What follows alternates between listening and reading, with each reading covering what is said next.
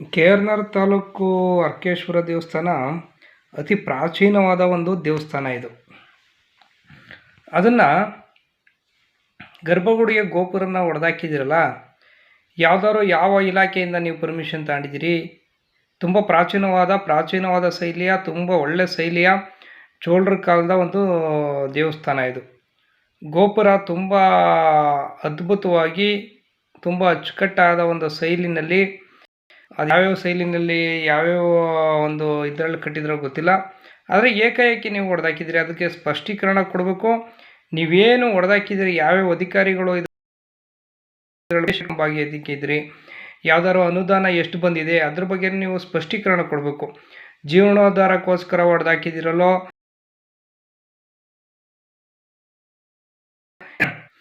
ಈ ಬೇಲೂರು ಹಳೆಬೀಡು ದೇವಸ್ಥಾನ ಹೊಡೆದಾಕಕ್ಕಾಗುತ್ತಾ? ಇಲ್ಲ ಹಂಪೆ ವಿರೂಪಾಕ್ಷ ದೇವಾಲಯನ ಹೊಡೆದಾಕುತ್ತಾ? ಇಂಥ ಪ್ರಾಚೀನವಾದ ದೇವಸ್ಥಾನ ಹೊಡಿಬೇಕು ಅಂದರೆ ಅದರೇ ಆದ ನೀತಿ ನಿಯಮಗಳಿರ್ತದೆ. ಅದನ್ನು ಯಾವುದು ನೀವು ಫಾಲೋ ಮಾಡಿಲ್ಲ, ಎಲ್ಲನೂ ಗಾಳಿಗೆ ತೂರಿದಿರಿ. ಯಾರ್ಯಾರು ಇದರಲ್ಲಿ ಭಾಗಿಯಾಗಿದ್ದೀರೋ ಅದರಲ್ಲಿ ಕಾನೂನು ರೀತಿಯ ಕಠಿಣ ಕ್ರಮ ಸರ್ಕಾರದವರು ಕೈಗೊಳ್ಳಬೇಕಾಗುತ್ತೆ. ಇದ್ರ ಬಗ್ಗೆ ಸಾರ್ವಜನಿಕರ ಜೊತೆ ಜಾಗೃತಿ ಮೂಡಿಸ್ಬೇಕು. ಯಾವ ಉದ್ದೇಶದಿಂದ ಹಂಪೆ ವಿರೂಪಾಕ್ಷ ದೇವಸ್ಥಾನ, ಬೇಲೂರು ಚೆನ್ನಕೇಶ್ವರ ಸ್ವಾಮಿ, ಚಾಮುಂಡೇಶ್ವರಿ ದೇವಸ್ಥಾನದ ಗೋಪುರ ಹೊಡಿಬೇಕು ಅಂದರೆ ಅದರದ್ದೇ ಆದ ನೀತಿ ನಿಯಮ ಇರುತ್ತೆ. ಅದೇ ರೀತಿ ಅದಕ್ಕಿಂತಲೂ ಪ್ರಾಚೀನವಾದ ದೇವಸ್ಥಾನ ಅಂತ ಈ ಅರ್ಕೇಶ್ವರ ದೇವಸ್ಥಾನ ಕಾಣುತ್ತೆ.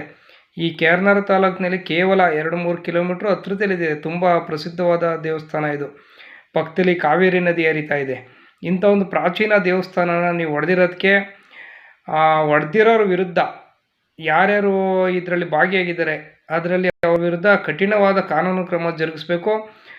ಅವ್ರನ್ನ ಯಾರೇ ಆಗಲಿ ಅವ್ರನ್ನ ಸಸ್ಪೆಂಡ್ ಮಾಡಬೇಕು ಅಂತ ಈ ಮೂಲಕ ಈ ಸಾರ್ವಜನಿಕರು ತಿಳಿಸ್ತಾ, ಅದ್ರ ಮೇಲಧಿಕಾರಿಗಳಿಗೂ